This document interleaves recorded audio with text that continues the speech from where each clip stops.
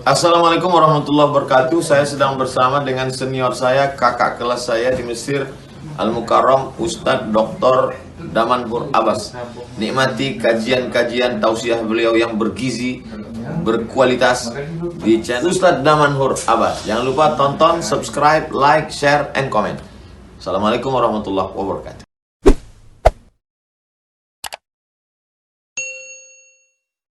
السلام عليكم ورحمة الله وبركاته. الحمد لله الذي أحيانا بعدما أماتنا وإليه النشور. أشهد أن لا إله إلا الله له دعوة الحق حريص عليها وأوجب تبشير بها ولتكن منكم أمة يدعون إلى الخير ويأمرون بالمعروف وينهون عن المنكر وأولئك هم المفلحون. وأشهد أن محمدا عبده ورسوله بلغ الرسالة وأدى الأمانة ونصح الأمة وكشف الغمة حتى أتانا اليقين ليلها كنهارها لا يزيغ عنها إلا هالك. اللهم صل وسلم وبارك وعنعم على حبيبنا وشفيعنا وزخرنا ومولانا محمد وعلى أزواجه أمهات المؤمنين وذرياته وآل بيته وأصحابه أجمعين. اللهم صل على روح محمد في الأرواح وعلى جسده في الأجساد وعلى قبره في القبور. اللهم بجاه سيدنا محمد بن عبد الله صلى الله عليه وسلم ألق بيننا وبين سيدنا محمد في الدنيا والآخرة. رب اشرح لي صدري ويسر لي أمري واحلل عقدة من لساني يفقهوا قولي. أما بعد. Para asatiz yang saya muliakan, ayah bunda yang saya cintai, dan bapak ibu jemaah salat subuh yang dirahmati Allah, marilah senantiasa kita panjatkan puji dan syukur kepada Allah yang telah memberikan nikmat iman kepada kita sehingga kita dapat melangkahkan kaki kita untuk melaksanakan salat subuh berjamaah. Kendati di luar hujan terus mengguyur membasahi bumi, akan tetapi tidak menyurutkan semangat kita untuk memuji Allah di subuh hari ini. Semoga Allah berikan nikmat keimanan tersebut kepada kita semuanya, bukan dikarenakan ada jadwal pengajian makanya kita tidak pernah tidak datang ke masjid, dan bukan juga dikarenakan ada hajatan yang lain, akan tetapi dikarenakan ini merupakan sebuah kenikmatan keimanan yang tertanam di dalam jiwa kita, sehingga walaupun hujan tidak terasa berat langkah kaki kita untuk kita menuju ke tempat yang penuh dengan keberkahan ini. Salawat dan salam bersama-sama kita panjatkan kepada junjungan kita Nabi besar Muhammad sallallahu alaihi wasallam yang telah mengajarkan kepada kita segala aspek tatanan kehidupan ini. Semoga jemaah yang berhadir pada subuh yang berbahagia ini merupakan di antara umat Nabi Muhammad sallallahu alaihi wasallam yang akan diberikan syafaat oleh baginda Rasulullah sallallahu alaihi wasallam dan akan disuguhkan air dari telaga Kautsar dari tangan mulia tersebut. Allahumma amin. Bapak Ibu jemaah yang dirahmati Allah, pada pertemuan sebelumnya kita telah membahas tentang bagaimana pemimpin yang zalim, siksaannya sangatlah luar biasa, sehingga ada di antara mereka yang memang itu dicampakkan oleh malaikat pada saat kezaliman yang mereka lakukan pada saat mereka diberikan amanah oleh Allah. Di dalam beberapa hadis yang lain, Rasulullah sallallahu alaihi wasallam bersabda, "Man wallahu Allahu azza wa jalla syai'an min amril muslimina fahtajaba duna hajatihim wa khallatihim wa faqrihim ihtajaba Allahu anhu duna hajatihi wa khalatihi wa faqrihi." Hadis ini menunjukkan sebuah bukti bahwasanya barang siapa yang diberikan kekuasaan oleh Allah untuk memimpin sebuah komunitas, untuk diberikan kepercayaan oleh Allah kepada seorang tersebut untuk mengurus urusan dari umat Nabi Muhammad SAW, lalu dia tidak tahu tentang kebutuhan. Ini hal yang pertama yang dikaitkan. Apa tanggung jawab seorang pemimpin? Yaitu mengetahui tentang kebutuhan masyarakat, dan dia tidak peduli terhadap kebutuhan masyarakat. Fahtajaba duna hajatihim, maka dia tidak mau tahu tentang kebutuhan orang tersebut, wa khalatihim wa faqrihim, dan dia tidak mau tahu tentang kefakiran mereka dan kemiskinan mereka. 3 hal ini merupakan tugas utama seorang pemimpin. Siapapun dia, apapun keinginannya, pada saat dia ingin mencalonkan dirinya sebagai pemimpin, baik itu adalah sebagai katakanlah DPRK, DPRA, DPR RI, wali kota, bupati, gubernur, presiden. 3 hal ini merupakan hal yang paling terpenting yang harus dipahami oleh seorang pemimpin. Kebutuhan, kemiskinan, dan kefakiran. Kalau seandainya mereka tidak mau memperdulikan tentang 3 hal ini, maka ingatlah, Allah ihtajaballahu anhu duna hajatihi wa khaltihi wa faqrihi. Maka Allah tidak mau mengopen mereka tentang kebutuhan mereka nanti di hari akhirat, dan bagaimana nasib mereka tentang kefakiran mereka dan kemiskinan mereka nanti di hari akhirat. Ini adalah ancaman, akan tetapi ini merupakan sebuah peluang besar bagi siapapun yang ingin mencalonkan dirinya sebagai pemimpin. Jangan pernah kita mau dipimpin oleh orang-orang yang tidak mau memperdulikan tentang kebutuhan umat Islam. Maka saya berulang kali mengatakan kepada warga masyarakat, khususnya di Masjid Darussalam ini, inilah tempat kita menghasilkan pemimpin yang akan menduduki jabatan, di mana pada saat mereka menduduki jabatan tersebut, maka mereka mau bekerja dan peduli terhadap 3 hal tersebut, yaitu tentang kebutuhan masyarakat, yaitu tentang kemiskinan di masyarakat, dan tentang kefakiran di dalam tatanan masyarakat. Ayo pilih, ayo arahkan warga. Agar apa? Agar kita memilih orang yang tepat, orang yang peduli terhadap kebutuhan masyarakat, orang yang peduli terhadap kemiskinan di dalam masyarakat, orang yang peduli terhadap orang-orang fakir di dalam masyarakat. Ini adalah tugas kita. Tidak bisa kita melepaskan hak suara tersebut kepada orang-orang yang sama sekali berlaku zalim. Katakanlah kita mempunyai jumlah warga 5.000 warga, dan kita mempunyai suara yaitu sekitar 3.000, maka ini adalah kesempatan bagi desa Hagu Selatan untuk menaikkan 2 orang calon di DPRK dan DPRA dan DPR RI. Ajak mereka, Bapak mau naik sebagai dewan, apa komitmen Bapak untuk kampung? Buat tanda tangan kontrak. Katakanlah misal 3 juta gajinya untuk masjid, 3 juta gajinya untuk menasah, 3 juta gajinya untuk fakir miskin, untuk fakir, 3 juta gajinya untuk miskin, dan 3 juta gajinya untuk anak yatim. Ini fungsi pemimpin, ini fungsi orang-orang yang mempunyai jabatan. Bukan hanya pada saat mereka menduduki sebuah kekuasaan, yang bertambah itu adalah pendapatan dirinya masing-masing. Yang bertambah itu apa? Aset pribadinya. Kalau ada orang yang mau seperti itu, mempunyai komitmen, berpeduli terhadap kebutuhan warganya, memikirkan tentang kemiskinan di desa, dan memikirkan tentang kefakiran, ajak orang tersebut, maka galang suaranya dan ajak pilih semua warga untuk memilih dia. Karena ini adalah tugas kita semuanya.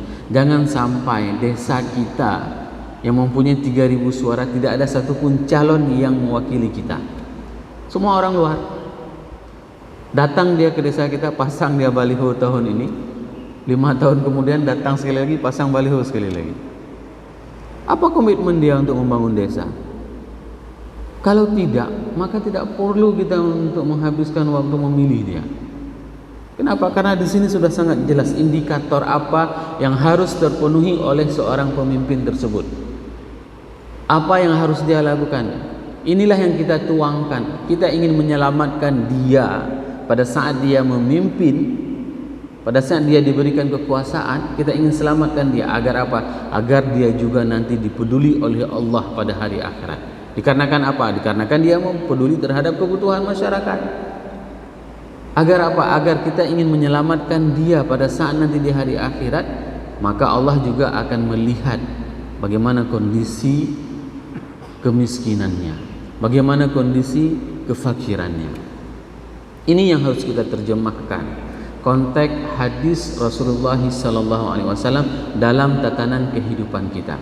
Bukan kita membenci pemimpin, akan tetapi proses yang harus kita lakukan itu adalah bagaimana kita bisa menghasilkan pemimpin yang adil, pemimpin yang peduli terhadap kebutuhan rakyat, pemimpin yang peduli terhadap kemiskinan, pemimpin yang peduli terhadap kefakiran. Bahkan Rasul itu tidak pernah khawatir terhadap kemiskinan. Mal faqru akhsha minhu. Rasul tidak pernah khawatir akan kemiskinan. Walaupun di dalam hadis yang lain kadal faqru ayyakuna kufra. Bisa jadi kemiskinan itu membuat seseorang kufur. Dan ini indahnya Rasul menggunakan kata-kata kadal. Bisa jadi, belum tentu orang fakir, orang miskin kufur, belum tentu. Lihatlah dan belajarlah dari ahli sufah. Mereka orang-orang miskin tapi mereka tidak mau kehidupannya itu mengganggu orang lain. Di pelataran Masjid Nabawi, kalau seandainya gambaran masjid yang lama, di belakang itu ada beberapa saf, ada 3 saf yang ditumpangi dengan pohon alas kurma. Mereka semua tinggal di masjid, ahli sufah, dan mereka tidak pernah mengeluh.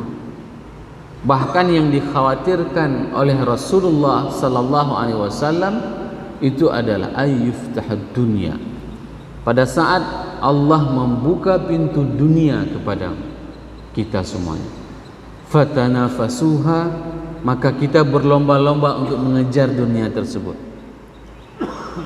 Sebagaimana orang-orang terdahulu berlomba-lomba mengejar dunia. Ini yang membuat kerusakan terjadi di dalam tatanan kehidupan kita. Coba lihat bagaimana kehidupan nenek-nenek kita dulu pada saat Aceh itu tidak mempunyai gas bumi. Kehidupannya sangat sejahtera, tidak ada minyak, tidak ada gas, tidak ada PT Arun, tidak ada Exxon Mobil. Kehidupan mereka sangat sejahtera. Bahkan di kampung-kampung mereka bisa menjual pinang, menjual semua kebutuhannya, bahkan untuk skala ekspor sekalipun. Dan ini terbukti. Bapak-bapak yang pernah berobat ke Penek itu melihat saham terbesar rumah sakit Lam Wah'i itu adalah dari saudagar Aceh. Kalau enggak orang kaya, dari mana mereka punya duit untuk membangun rumah sakit tersebut? Ini menjadi pertanyaan. Kalau mereka tidak mempunyai pendapatan, dari mana mereka mempunyai duit untuk bisa menyumbang? Inilah yang dinamakan dengan pada saat Allah membuka pintu dunia, fatanafasuha kama tanafasuna min qablikum, maka kita berlomba-lomba sebagaimana orang-orang terdahulu berlomba-lomba. Orang-orang Yahudi, orang-orang Nasrani pada saat dibuka pintu dunia mereka itu berlomba-lomba semuanya mengejar. Sehingga ini yang terjadi. Kita punya dana otsus Aceh. Mulai dari 3 triliun sampai dengan 12 triliun. Tapi apa yang terjadi? Terjebak dengan dana otsus. Kemiskinan semakin tahun semakin besar. Tidak ada perubahan yang signifikan terhadap kesejahteraan masyarakat Aceh. Maka orang-orang yang diberikan amanah oleh Allah namun mereka tidak pernah memikirkan tentang kebutuhan masyarakat, tentang kemiskinan yang terjadi di dalam masyarakat, dan tentang kefakiran yang terjadi di dalam masyarakat, maka orang-orang tersebut akan diabaikan oleh Allah nanti di hari akhirat. Inilah fungsi kita. Kenapa kita mengaji seperti ini? Untuk kita bisa menerapkan dalam tatanan kehidupan kita sehari-hari.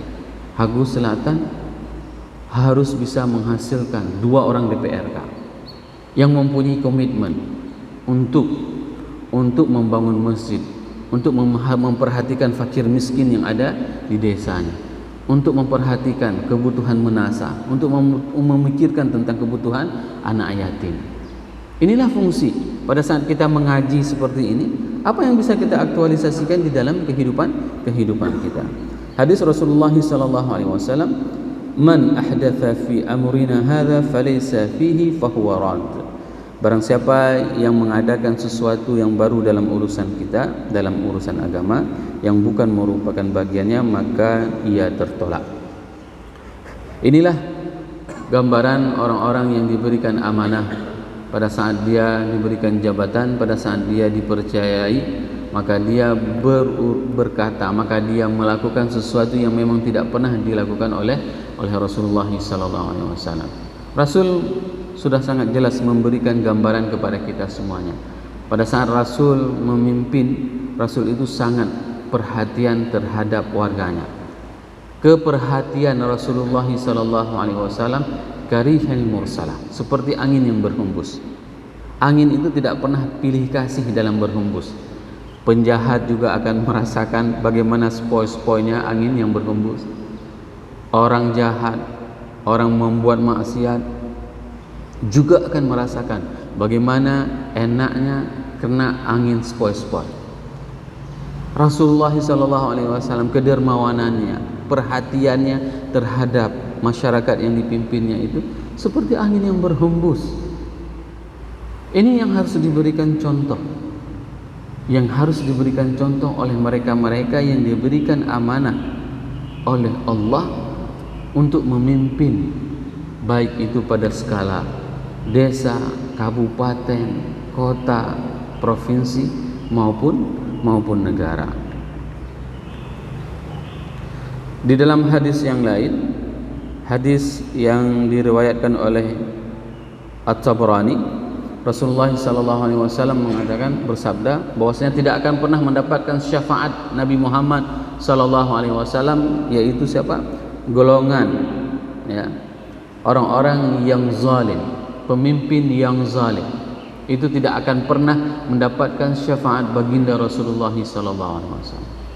Dan pemimpin penipu, pemimpin penipu itu paling banyak, Bapak. Paling banyak hari ini pemimpin itu adalah penipu. Dari mana kita tahu penipunya? Dari visi misinya. Kalau saya seandainya terpilih menjadi dewan, bupati, wali kota, maka saya akan membangun desa ini seperti ini, maka saya akan membangun daerah ini seperti ini. Tapi pas setelah terpilih, tidak pernah pun dia lakukan apa yang dia ucapkan. Mereka itu adalah orang-orang yang tidak akan pernah mendapatkan syafaat dari baginda Rasulullah sallallahu alaihi wasallam. Bapak Ibu jemaah yang dirahmati Allah, hadis Rasulullah sallallahu alaihi wasallam, man la yarham la yurham. Dan hadis yang lain juga Rasulullah sallallahu alaihi wasallam bersabda, la yarhamullahu man la yurhamun nas. Allah tidak akan mengasihi orang-orang yang tidak mengasihi manusia. Ini merupakan hadis musalsal, hadis yang bersambung sanadnya dengan Rasulullah SAW. Kita biasanya pada saat mengaji hadis pertama sekali, mengaji ilmu pertama sekali di Masjid Al-Azhar, hadis yang dibacakan itu adalah hadis ini, man la yarham la yurham. Hadisnya panjang, dan itu biasanya syekhnya menyebutkan an syekhi, an syekhi, an syekhi, an syekhi, disebutkan satu persatu nama syekhnya. Dan ini biasanya terhafal, dihafal oleh siapapun yang ingin memberikan hadis musalsal namanya. Dan biasanya kita pada saat menerima hadis tersebut berjabatan tangan dengan guru, dengan syekh kita. Nanti yang lain bisa dengan kain rida, dengan apa misalnya seperti itu. Atau juga di dalam majelis ilmu syekh tersebut membacakan hadisnya, hadis man la yarham la yurham. Barang siapa yang tidak menyayangi tidak akan disayangi. Ini tradisi keilmuan yang diajarkan di Al-Azhar. Ini merupakan hadis pertama. Biasanya kami pada saat menerima majelis ilmu dibacakan hadis ini. Kenapa? Kalau bukan karena kasih sayang, nggak akan pernah kita mau datang untuk mengisi kajian ini. Karena kasih sayanglah Rasul mengajarkan kepada kita kasih sayang. Kenapa? Agar kita semuanya tidak hanya berkumpul di dunia seperti ini. Kelak nanti di akhirat juga kita akan berhimpun dan berkumpul semuanya seperti ini. Mana jamaah pengajian Ustadz Damanhur, maka kita juga akan berkumpul di dalam surga Allah nanti seperti ini. Ini yang paling penting. Kenapa? Karena kasih sayang. Kenapa saya harus datang untuk mengisi kajian? Karena kita meyakini bahwasanya kita akan ketemu semuanya di dalam surga Allah. Kita akan saling menasihati, kita akan saling mencari. Kalau seandainya saya tidak melihat nanti misalnya Ampun Nasrin, atau Ampun Nasrin tidak melihat saya, cari saya. Bukan cari masuk ke dalam neraka, enggak, carinya di surga. Kenapa enggak ada? Siapa yang mau masuk ke neraka kalau udah masuk ke dalam surga? Tidak ada yang mau. Maka tanyakan, mana Ustadz Damanhur? Dulu beliau kasih pengajian. Oh, ternyata nanti misalnya berada di surga yang mana? Kita akan kumpul reunian seperti ini. Inilah fungsi bahwasanya kenapa kita harus datang kemari. Kenapa saya harus menjadi BKM? Kenapa saya harus menjadi ini? Kenapa saya harus menjadi itu? Semuanya itu dikarenakan kasih sayang. Karena kita ingin memberikan dampak ilmu yang kita miliki kepada orang lain, agar orang lain juga bisa taat dan beribadah kepada Allah. Pada saat kita mengurus masjid ini, kenapa kita mengurus masjid ini dengan lelah payah? Terkadang ada di antara pengurus itu memang sama sekali tidak mau mengambil gaji, tapi dia urus masjid itu. Kenapa? Dikarenakan dia yakin bahwasanya akan disayangi nanti di hari akhirat oleh Allah Subhanahu wa taala. Kalau bukan itu motivasinya, maka kita akan lelah. Kalau bukan dikarenakan kasih sayang dari Allah dan dari Rasul, maka kita akan lelah, kita akan berhenti. Tidak akan mau lagi mengurus agama ini. Tidak akan mau lagi melanjutkan estafet dakwah ini. Semua akan berhenti. Kenapa? Karena orientasi kita itu adalah dunia. Bapak Ibu jemaah yang dirahmati Allah, banyak hadis Rasulullah SAW. Seantaranya adalah hadis yang diriwayatkan oleh Abu Hurairah. Barang siapa yang meminta jabatan sebagai qadhi bagi kaumnya sehingga ia mencapainya, lalu keadilan telah mengalahkan kezaliman. Qadhi tersebut dia mengalahkan kezaliman. Bermakna apa? Dia berlaku adil terhadap kaumnya. Maka apa yang dikatakan oleh Rasulullah SAW, dia akan mendapatkan surga. Sedangkan barang siapa yang dengan kezalimannya mengalahkan keadilannya, maka dia akan mendapatkan neraka. Hadis ini menunjukkan bahwasanya boleh minta jabatan. Boleh kita meminta jabatan. Dengan kita meminta jabatan, kita akan berlaku adil. Tapi ini sangat sulit terjadi hari ini. Pada saat orang minta jabatan, maka dia harus menjilat sebersih-bersihnya. Maka dia harus melakukan kecurangan apapun untuk demi mempertahankan jabatan yang dia minta. Kalau ini yang dia lakukan, apa konsekuensinya? Maka dia berhak mendapatkan neraka. Tapi kalau seandainya keadilan yang dia perjuangkan mengalahkan kezaliman, maka dia berhak mendapatkan surga. Maka pemimpin yang adil itu merupakan salah satu yauma la dhilla illa dhillu, orang-orang yang akan mendapatkan naungan di hari akhirat. Tidak ada naungan, di antaranya hanya akan diperolehi oleh pemimpin yang adil. Saya berulang kali menceritakan di sini bahwasanya bagaimana Rasulullah SAW menghasilkan pemimpin-pemimpin. Di khutbah Jumat kemarin saya ungkapkan 2000 pemimpin yang dihasilkan oleh Rasulullah SAW. Dan permasalahan Jazirah Arab itu selesai pada masa Rasulullah SAW. Jazirah Arab, Yaman, Oman, Jordan, itu semua selesai masa Rasul. Walaupun kendati mereka murtad, tapi itu bisa dibereskan kembali oleh Abu Bakar.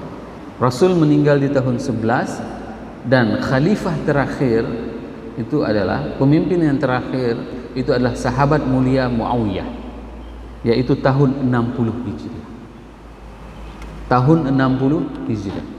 Itu adalah orang di mana hidup dengan sangat nyaman dan sangat tentram pada masa kekhalifahan Muawiyah. Namun hari ini banyak fitnah yang disebutkan kepada sahabat Rasul yang mulia tersebut. Dikatakan Muawiyah orangnya tidak adil, Muawiyah orangnya seperti ini, orang seperti itu. Itu adalah fitnah. Kenapa? Itu adalah sahabat mulia, sahabat Rasul, orang yang dipilih oleh Allah hidup pada saat itu mendampingi kehidupan Rasulullah SAW. Kalau seandainya kita ingin bilang kita baik, lebih baik daripada mereka, tentu Allah akan memilih kita hidup pada masa itu. Tapi Allah tidak memilih kita. Maka saya mengatakan, Syekh Ali Jum'ah pada saat ditanyakan bagaimana kalau seandainya antum hidup pada masa Rasulullah, beliau menangis. Menangis beliau, ditanya seperti itu menangis. Syekh Ali Jum'ah menangis. Enggak mungkin dan enggak layak saya hidup pada saat itu. Kalau seandainya layak, Allah telah memilih saya hidup bersama Rasulullah SAW, membersamai. Kalaupun saya hidup pada masa itu, mungkin saya akan bersembunyi di belakang tembok, enggak berani melihat Rasul, menatap. Kenapa? Karena dengan kesalahan-kesalahan yang dimilikinya, dengan ketidaksalehannya, begitulah beliau merendah diri. Dan ini mengatakan apa? Mereka para sahabat adalah orang-orang yang memang pilihan. Orang-orang pilihan diberikan nikmat keimanan oleh Allah sehingga bisa membersamai Rasulullah SAW. Dan bahkan pemimpin-pemimpin yang dihasilkan oleh Rasulullah SAW itu adalah 3/4 mereka itu berumur 20 tahunan. Hari ini miris anak-anak generasi milenial yang sangat dibanggakan, generasi Z, generasi apa namanya, generasi strawberry. Apa kerjaan di umur 20 tahun? Main gadget. Ini ketimpangan yang terjadi. Maka tidak akan pernah besar Islam kalau seandainya kita tidak pernah mempersiapkan generasi yang akan menjadi pemimpin-pemimpin yang akan mendapatkan naungan nanti di hari akhirat. Hari di mana kita semuanya akan meminta perlindungan kepada Allah. Karena syarat untuk bisa mendapatkan pernaungan dari Allah itu salah satunya itu adalah pemimpin yang adil. Sebagaimana telah kita sampaikan, ada di antara dua orang yang berjalan dengan kita, maka salah satu di antara kita itu harus menjadi pemimpin. Dan keadilan itu harus kita tunjukkan pada saat kita memimpin, walau hanya dengan berdua. Ini prinsip memimpin. Jangan pernah dipikirkan bahwa saya menjadi pemimpin itu harus menjadi kepala desa terlebih dahulu. Bukan. Seorang ayah di dalam rumah tangga itu adalah pemimpin. Seorang kepala dinas, seorang kepala daerah, seorang DPR itu adalah pemimpin. Dan mereka semua akan diminta pertanggungjawaban nanti di hari akhirat. Semoga Allah memberikan kepada kita pemimpin-pemimpin yang saleh, sehingga mereka juga akan dilindungi oleh Allah pada hari akhirat dan bisa membawa kemakmuran bagi masyarakat baik di Aceh maupun di Indonesia. Subhanakallahumma wa bihamdik, asyhadu an la ilaha illa anta, astaghfiruka wa atubu ilaik. Wassalamualaikum warahmatullahi wabarakatuh.